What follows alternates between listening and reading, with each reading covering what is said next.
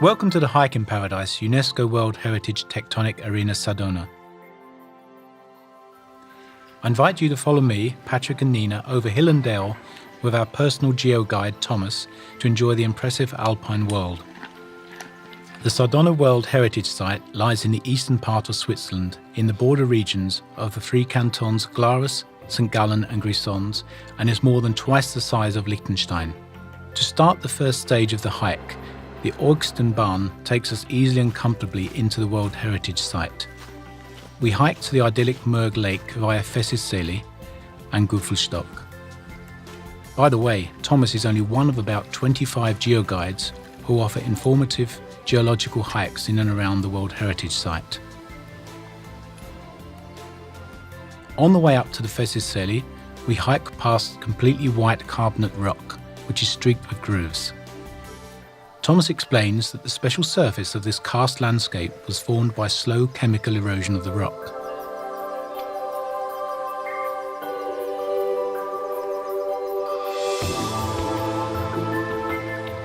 The first section of the stage is over.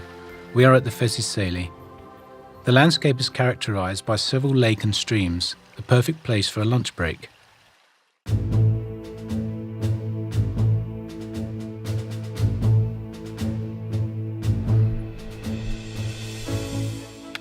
We did it! We've reached our first peak. What a wonderful view of the many peaks in and around the UNESCO World Heritage Site. Eternalized in the summit register, we start the descent to the Murg Lake Hut, today's stage goal.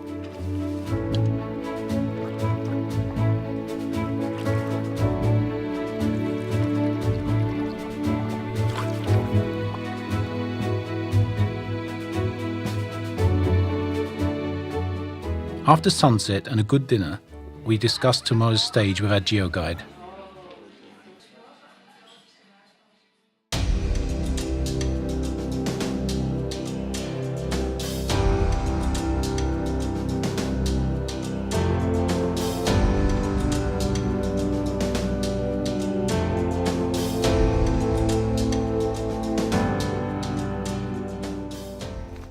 Today's stage takes us up to the Kamsele, continues over the Goggeien and the Vismillen passes, and descends to the Spitzmeilen Hut.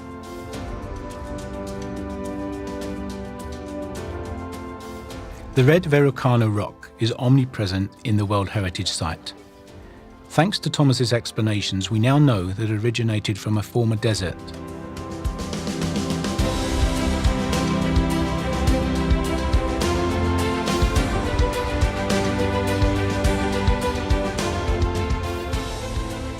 Our geo-guide brought us up onto the Goggeien to show us the imposing panoramic view of the Gipsgrat.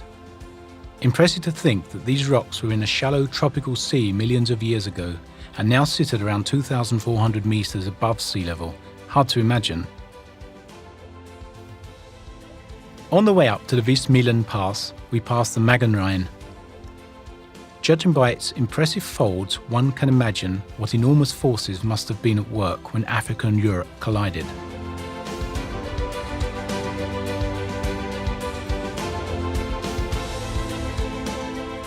The descent to the Spitzmeilen Hut follows after crossing the saddle of the Vismillen Pass.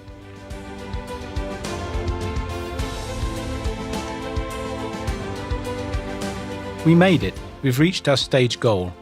In the modern hut, we swap the heavy hiking boots for a pair of comfy slippers and move into our home for the night.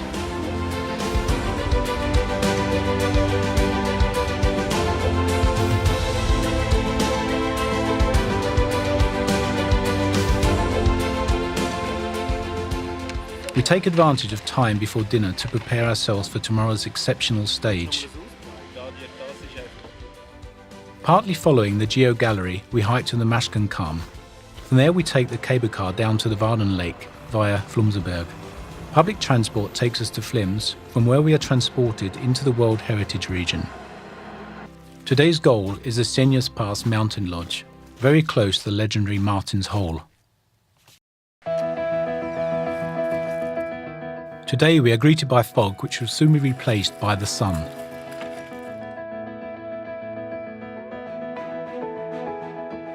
We reach the Maschkenkamm via the Geo Gallery a 4-kilometre-long adventure trail for young and old, on which geology is conveyed in a simple and entertaining manner.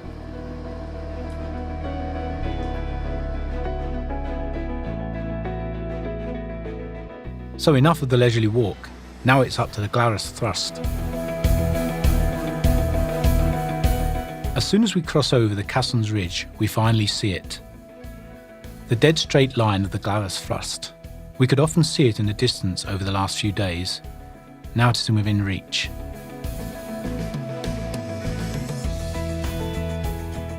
Thomas explains that 250 to 300 million year old volcano rock was pushed above much younger Flysch rock or limestone here, and that happened over a distance of over 35 kilometers.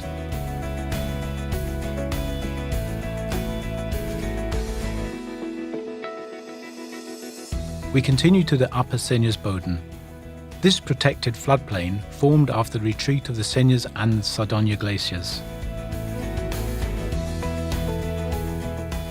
And then we suddenly walk past that legendary hole in the rock, Martin's Hole, which, by the way, can be climbed through with a mountain guide. From here, it's only a stone's throw up to the Senjas Pass mountain lodge. The lodge mainly serves as a lunch break or lodging for hikers on the Sardona World Heritage Trail from Elm to Flims or vice versa.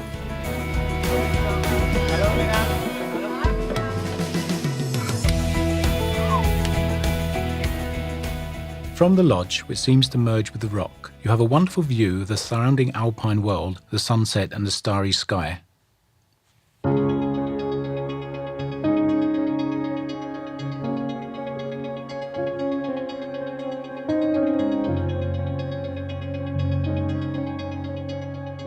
The last stage of our hike through the World Heritage Sites now starts. It leads us past Martin's Hole again, across the lower Senjasboden and along the Trich de Flem down to Flims.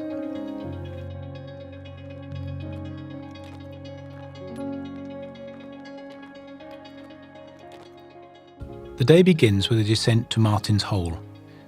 With its height of around 18 metres and width of 15 metres, it will be large enough to easily accommodate a family home.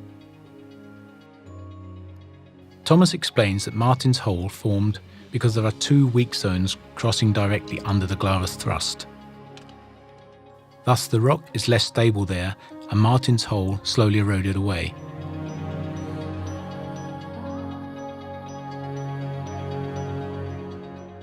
A very special natural spectacle takes place around the middle of March and at the end of September, early October. During that time, the sun shines directly through Martin's Hole onto the church tower of Elm.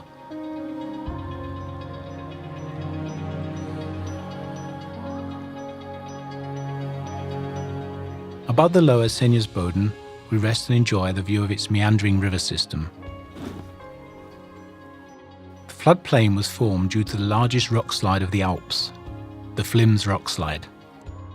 It deposited a huge rock barrier in the area of the Senjas hut that dammed water and debris.